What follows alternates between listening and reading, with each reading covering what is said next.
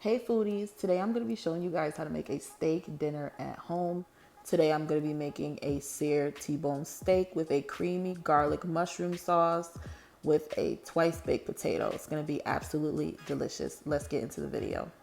So first I'm going to start off by making my twice baked potato. What I'm going to do is I'm going to bake some bacon until that gets crispy. Once that is crispy, I'm gonna go ahead and let that cool off, and we're gonna chop these up so we can make bacon bits. You also wanna make sure you save that bacon grease. That is gonna be important when we make our creamy mushroom garlic sauce.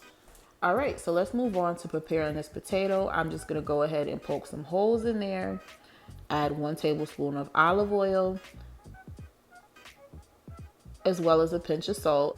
You wanna make sure you rub that in well.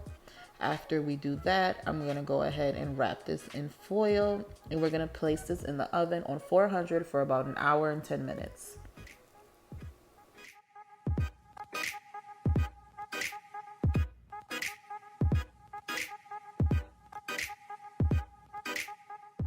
All right, so after we have taken the baked potato out the oven, you wanna go ahead and let that cool off a bit. After that has cooled off, we're gonna slice that in half, open that up, and we are gonna take out the potatoes in the inside.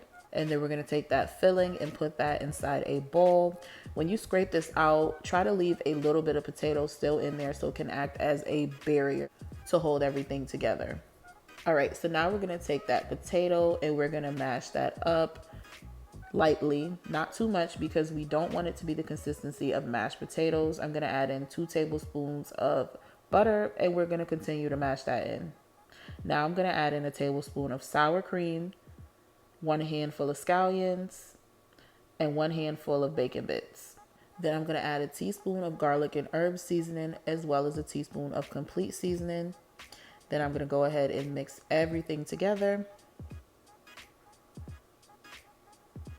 You want to make sure it still has a chunky like consistency and it's not totally like mashed potatoes.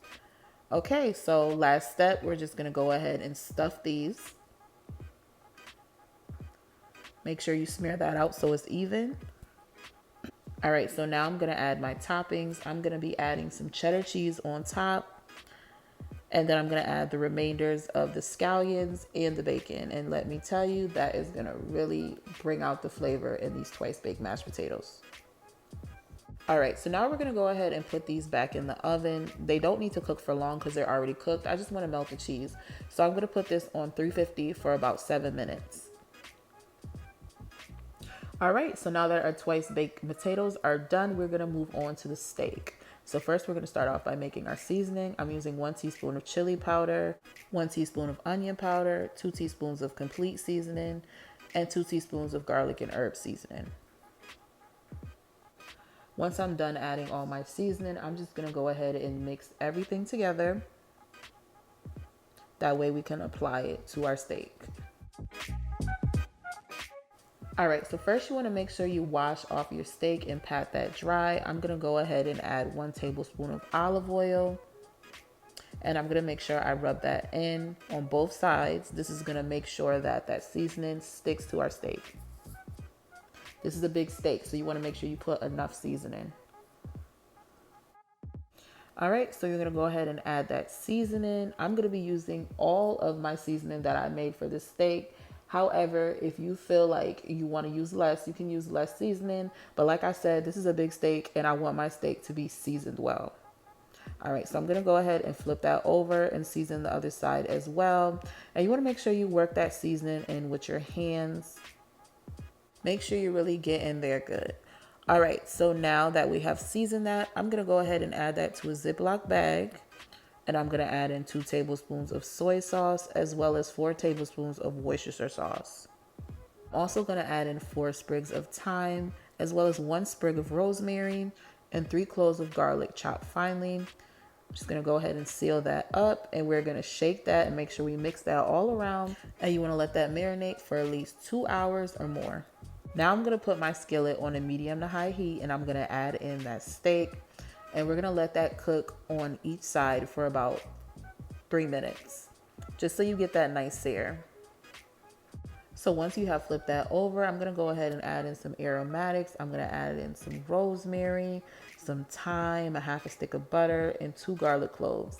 And that's gonna really bring out that flavor, as well as making our steak really juicy. Now I'm just gonna go ahead and brush some of that butter onto our steak, flip it on its side so we can get those nice crispy edges of fat. You could just see how juicy that steak is.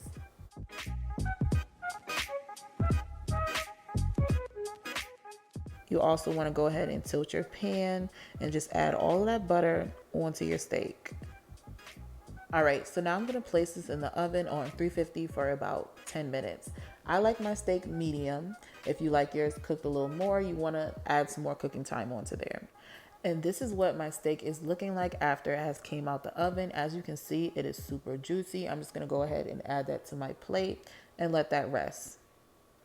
Now you can really stop right here if you would like, but today we're gonna be making a creamy mushroom garlic sauce to go on top, which is actually really easy. You wanna start off with a medium to low heat. We're gonna add in that bacon grease and also 2 tablespoons of butter, onions, scallions, and garlic. And we're just gonna go ahead and mix those until they'll start to sweat out a bit and the onions become translucent. So now we're gonna go ahead and add in our fresh mushrooms. I'm gonna be using 4 ounces of mushroom, and you just wanna go ahead and stir that in so that could cook out a bit. I'm gonna add in some herbs. I'm gonna add in 3 sprigs of thyme and make sure I remove it from that stem. I'm also gonna add in 1 teaspoon of oregano, as well as 2 teaspoons of garlic and herb seasoning. Then you're gonna mix that all together. Once that is mixed, I'm gonna add in 3/4 of a cup of bone broth. You can also substitute this for chicken stock or even cooking wine. So you just want to go ahead and mix that together. We're just going to keep stirring this until this sauce reduces down. So you just want to let that cook out for a little bit. As you can see, this sauce is starting to reduce. We just want this to reduce a little bit more. So we're just going to go ahead and keep stirring this. Once it has fully reduced, I'm going to add in 1 cup of heavy cream and we're going to mix that together.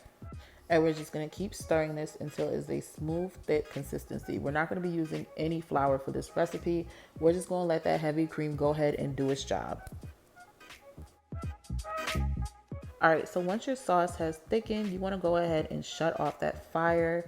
That way your sauce doesn't get too thick. And this is the consistency that you want. All right, so now it's time to add our sauce on top. And there you have it, a steak dinner meal made at home, and we didn't have to spend tons of money. All right, so now I'm gonna go ahead and cut into the steak just so you can see how juicy it is. Now, like I said, I like my steak medium to medium well. If you want yours cooked a little more, you just wanna go ahead and add some more baking time onto that. If you guys like these recipes, be sure to hit that like button as well as subscribing to my channel. Make sure you look in that description box. I will have all of the recipes listed there. Also, be sure to check out my latest video where I show you how to make a romantic seafood dinner for 2, which is also perfect for Valentine's Day. Thanks for watching, and I will see you guys in the next video.